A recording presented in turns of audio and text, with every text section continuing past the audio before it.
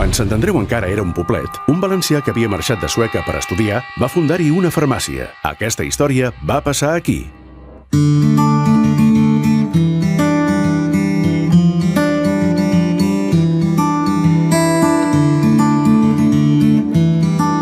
Som al carrer Gran de Sant Andreu, número 306, davant d'una farmàcia modernista que va ser oberta al segle XIX.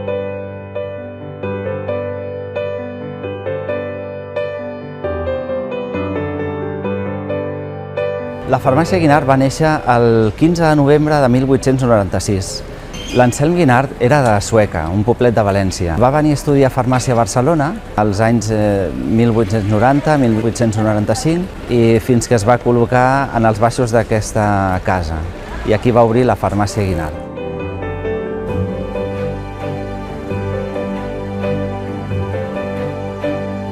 La farmàcia, com suposo que totes les farmàcies, era un lloc de tertúlia, de comentar la situació del poble, de la vila. En aquell moment tot era preparat al taulell, el pacient venia amb la recepta del metge i antigament el meu besavi els hi preparava la fórmula, fossin unes píndoles, uns supositoris, una loció, una crema. Avui dia encara es fa igual. El pacient ve amb una recepta del metge i aquí li preparem al laboratori la fórmula magistral que hagi prescrit el metge. Segurament el meu besavi tenia molts més coneixements que jo, perquè segur que estava molt més en contacte amb els principis actius i farmacològics de les plantes medicinals i de les substàncies químiques.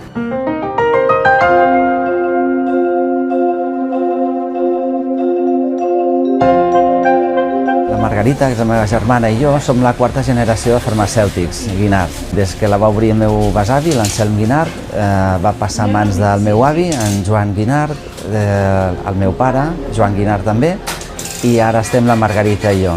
Penso que es podria dir que som farmacèutics de vocació. Hem viscut la farmàcia de petits, ens hem mogut per aquí dintre i l'hem viscut molt a prop. I potser ha fet també això que ens haguéssim decidit a estudiar farmàcia.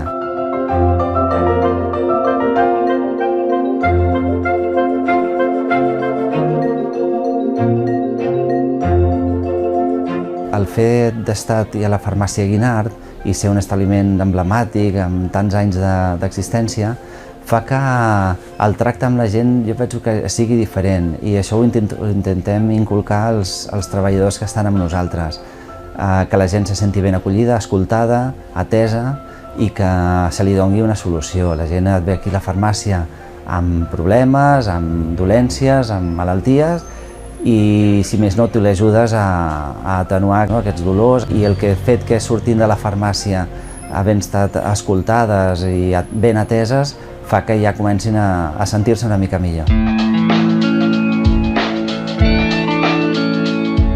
Tot el que és el mobiliari, el taulell, el mostrador es manté original des que es va obrir la farmàcia i això fa que no ho vulguem tocar.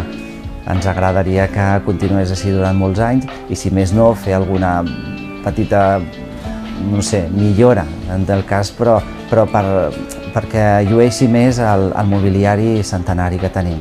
Veiem que hi ha molta gent que valora la farmàcia, que ens felicita per mantenir-la. També hi ha qui li sembla que la porta pesa massa o que fa fred, però hi ha molta gent que diu que està molt contenta de veure com la farmàcia es manté de fusta, original, amb marbre. Penso que els establiments emblemàtics s'hauria d'ajudar a que hi perduressin. Si no, tots els establiments en va a un mateix format d'establiment, asèptic, sense cap personalitat. Penso que aquests establiments emblemàtics donen personalitat no només al barri, sinó penso que a la ciutat i fan que la gent s'hi senti més arrelada allà on viu.